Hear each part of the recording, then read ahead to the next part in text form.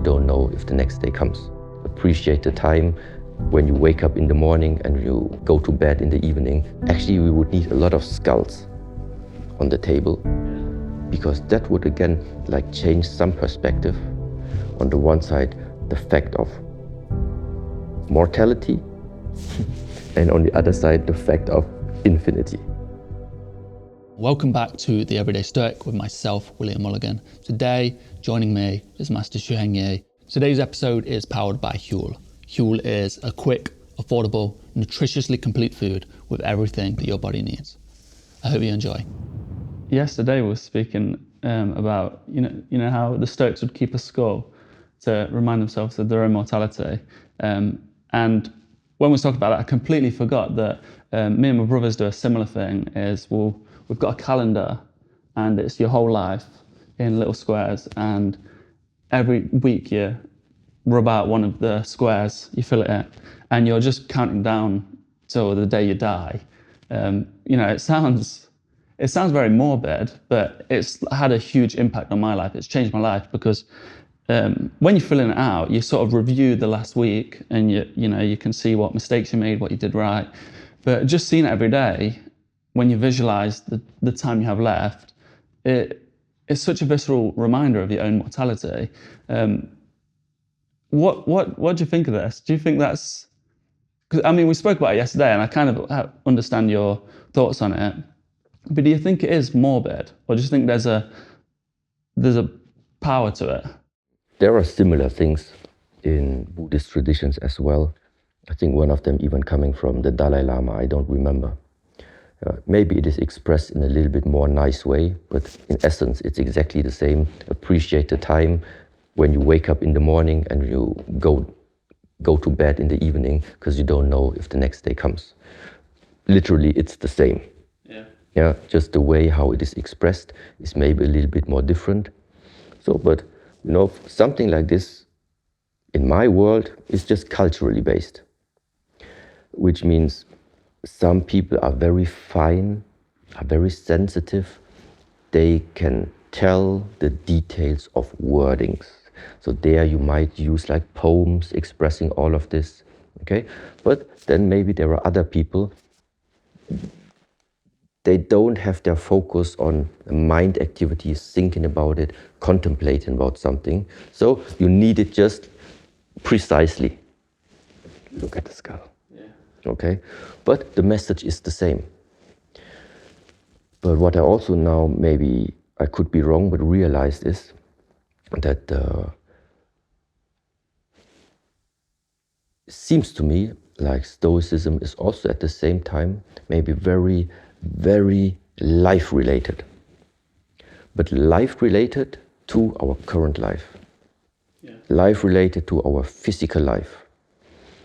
And so the skull, of course, is a symbolism of the mortality of our body. But this maybe, for me at least, is the difference. I also know the body falls away, but for me, it's not the end. Because in the perspective that I have looked at the world, I know we are based on form, and at the same time, for me, there is something formless existing. Just because the form falls apart, first of all, doesn't mean the next form cannot come, and also doesn't mean what happens with the non-form. So it's like this picture of that bubble. We all have our life bubble, and one day this bubble bursts. What it just means is you are entering back into the state that in the first place made it possible, the space for the bubble to appear.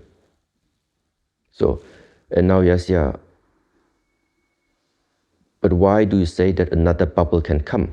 Then I just ask, because we are in one. So where is the bubble that we're living in right now? Where is this one coming from? Okay? So, and this is for me the overview that actually we would need a lot of skulls on the table. Because that would again change some perspective.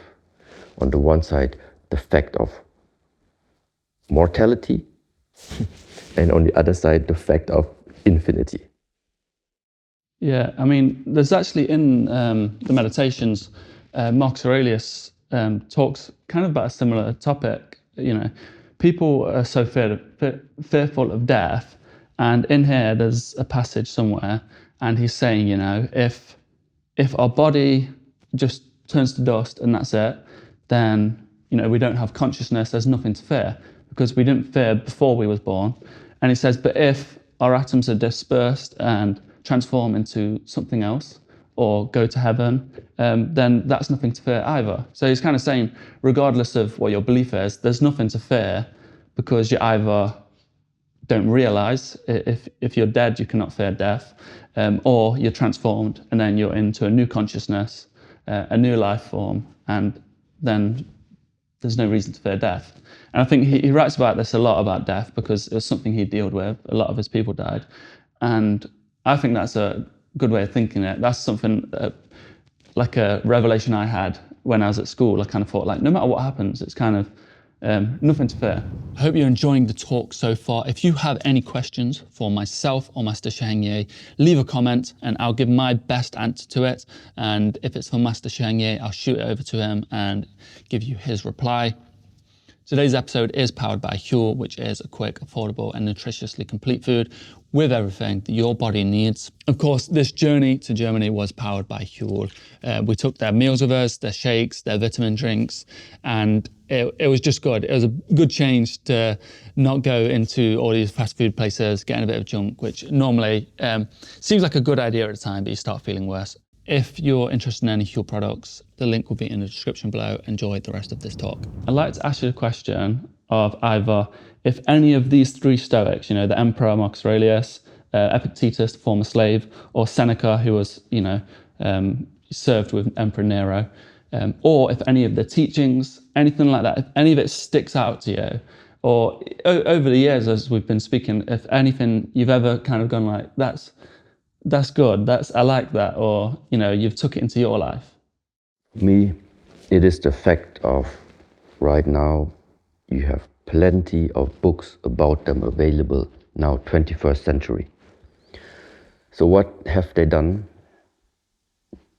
beyond their limited lifetime? They still left something to all of us. And this as a fact is for me like the greatest, in a way, the greatest achievement already that actually you as a human in a way can do. Because you have created something that reached beyond your own skin. You left something in this world that people who are asking the question can always nourish themselves with.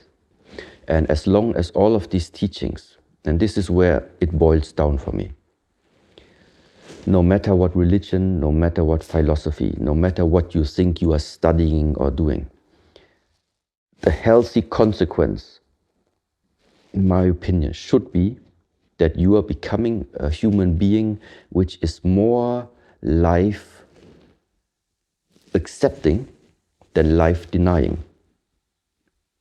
And this idea also then expanding towards the people that you're living in. So that means your emphasis is always increasing your life quality and the life quality of others. And if any of the teachings is not in line with what I just said right now, either the teaching is misunderstood, or it is misused, or it is incomplete. This is how I see it. So, and as long as, I don't know, you say, you derive your teachings by observing animals. If this is what you do, and the way then of how you're acting is also like, yes, you are naturally, but you are creating good for yourself and good for your community, because you maybe also regard yourself just as another animal and see that support is something good. Then I don't care if this religion comes from the animal world. But if then at the same time other fractions or whatever say my teaching comes from something super high, something superior, but the fact in this world is that not uniting is happening, more fractioning and more separation is happening and more conflict is happening, something's wrong about that. Then I don't even care where it comes from. This is the bottom line. So in order to grow in any specific area, I think you need to find yourself in a situation where you feel limited. That is the moment where your courage just started adding one plus point.